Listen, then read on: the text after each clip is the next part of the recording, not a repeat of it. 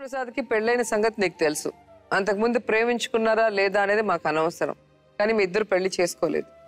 ఒక పెళ్ళైన మగవాడి జీవితంలోకి వెళ్తే ఒక స్థానం తప్ప భార్య స్థానం రాదని తెలిసి ఎందుకు అతని జీవితంలో అడుగు పెట్టావు? తను వచ్చి నన్ను హెరాస్ చేసింది మేడం మా ఇంటి దగ్గరికి.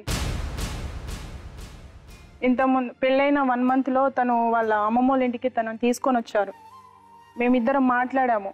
నీతో ఆయనకి ఎందుకు పెళ్లి కాలేదని అక్క అడిగింది. అడిగితే నేను చెప్పాను కదా. అబద్ధం మేడం, అదంతా అబద్ధం, పచ్చి అబద్ధాలు. ఒక నిమిషం ఉంటావమ్మా. నువ్వు చెప్పింది మొత్తం నేను విన్నా. ఆ అమ్మాయి వర్షన్ కూడా అమ్మాయి చెప్పని. సో ఎవరిది తప్పు అనేది మేము ఐడెంటిఫై చేయాలి కదా. నువ్వు మధ్య మధ్యలో దూరితే నేనేం చేయలేను. కొంతసేపు సైలెంట్ గా చెప్పమ్మా. తనని తీసుకొని మ్యారేజ్ అయిన 1 monthకి వచ్చారు. వచ్చిన తర్వాత తనే నా మామయ్య కూతురు. ఫస్ట్ తనతో చేద్దాం అనుకున్నారు పేరెంట్స్. తనకే ఇచ్చి చేద్దామన్నారు. మరి సడన్ గా ఇట్లా చేసేసారు అనేసి అంటే నేను నాతో ఇంట్రొడ్యూస్ చేసిండ్రు తను ఆ అక్కని. పోయి నేను మాట్లాడా, మీ ఇద్దరికి ఎందుకు పెళ్లి కాలేదని అక్క అడిగింది నన్ను. ఏమో అక్క, నాకు ఇక్కడ హాస్పిటల్ లేదేమో తనతో అనుకున్నాము పేరెంట్స్. కానీ సడన్ గా మా డాడీ చనిపోయారు 2008 March 16th మేడం చనిపోయింది కరెంట్ షాట్ వల్ల. ముగ్గురం మేము అక్క చెల్లెలం.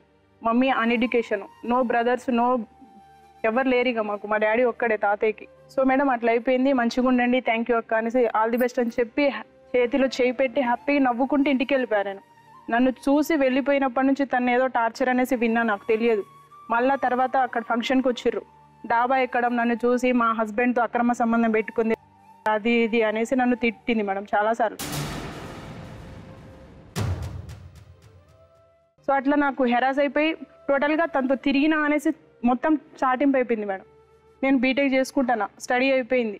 తర్వాత ఎస్ఐ కోచింగ్ అనేసి హైదరాబాద్ వెళ్ళిపోయాను నేను. తను కాంటాక్ట్లో వచ్చిండు. మ్యాచెస్ కూడా 4-5 మ్యాచెస్ వచ్చినాయి మేడం. మ్యాచెస్ కూడా తన వల్ల చాటింపు అయింది. పోయి ఫోన్లో చెప్తామని చెప్తారు, కృష్ణకుమార్తో తిట్టావంటగా మీ అత్తయ్య కొడుకుతో అనేసి అట్లా చాటింపు అయ్యేసరికి ఇక ఎందుకు నా జీవితము, మా డాడీ లేరు, ఏంది నా కష్టాలు, నేను గవర్నమెంట్ జాబ్ కొట్టాలనేసి నేను ఎస్ఐ కోచింగ్ దిల్షుక్ నగర్ హైదరాబాద్ యూనివర్సిటీలో 3 months కోచింగ్ తీసుకున్నా మేడం. తను ఫోన్ కాంటాక్ట్లో వచ్చి ఇట్లా నన్ను బాగా ఇబ్బంది పెడుతుంది, నా వల్ల నీ జీవితం ఆగమైపోయింది కదా, పేరెంట్స్ చేసిన పాపానికి మనం బలవ్వాలి కదా, ఇప్పుడు నిన్ను కూడా ఎవరు పెళ్లి చేసుకోలేదు. పేరెంట్స్ మీద నెట్టేస్తున్నాడు కానీ నీకు మోసం చేసింది అతనే. ఎందుకంటే 18 ఏళ్ళు ఏం చిన్న వయసు కాదు. ఆ టైంలో ఆయన 16 years మేడం. అప్పుడు నీకు కాదు అబ్బాయికి స్ట్రాంగ్ డెసిషన్ తీసుకోవాలి. నేను ఇప్పుడే పెళ్లి చేసుకుని నాకు చిన్న వయసు చదువుకోవాలన్నా చెప్పాలి, లేదా నేను ప్రేమించిన అమ్మాయి కోసం నేను వెయిట్ చేస్తానన్నా చెప్పాలి. అంతేగాని తల్లిదండ్రులు చెప్పారని తలుపుకుంటూ ఒక అమ్మాయికి పెళ్లి చేసుకునేసి నీకు మోసం చేసి ఇప్పుడు నన్ను హెరాస్ చేస్తుంది అని చెప్పి ఏడుస్తుంటే నువ్వు ఎలా నమ్ముతావు? నన్ను వచ్చి ఊళ్ళో మా ఇంటి ముందు వచ్చి తిడుతుంది మేడం. లాగిపెట్టి కొట్టాల్సింది. కలిసానా నేను? అడ్డగోలుగా మాట్లాడుతున్నావు. లాగిపెట్టి కొట్టాల్సింది నీ తప్పు లేనప్పుడు. నేను తప్పు చేయలేదు. కూర్చో. మాట్లాడానా నీ ఇంటికి? కూర్చో. మాట్లాడానా? కూర్చో. మా ఆయన వచ్చి కానీ నేను కానీ నీతో ఎందుకు మాట్లాడొద్దు, చంపేస్తా. అడ్డగోలుగా మాట్లాడొద్దు. అంత అబద్ధాలు మేడం, అబద్ధాలు, పచ్చి అబద్ధాలు మేడం, పచ్చి అబద్ధాలు. నా ఇద్దరు పిల్లగాళ్ళ మీద ఒట్టేసి చెప్తున్నా, పచ్చి అబద్ధాలు మాట్లాడుతూ. నీ మొగుడిని నువ్వు కంట్రోల్లో పెట్టుకోవాలి. నీ మొగుడు కంట్రోల్ వదిలేసి నువ్వు అమ్మాయిని మాట్లాడితే ఏమొస్తుంది? ఈ రోజు నీ మొగుడు వల్ల అమ్మాయి జీవితం నాశనం అయిపోయింది. అమ్మాయి జీవితం నీ వల్ల, నీ మొగుడు వల్ల నాశనం అయింది. సిగ్గు లేకుండా మాట్లాడుతున్నా.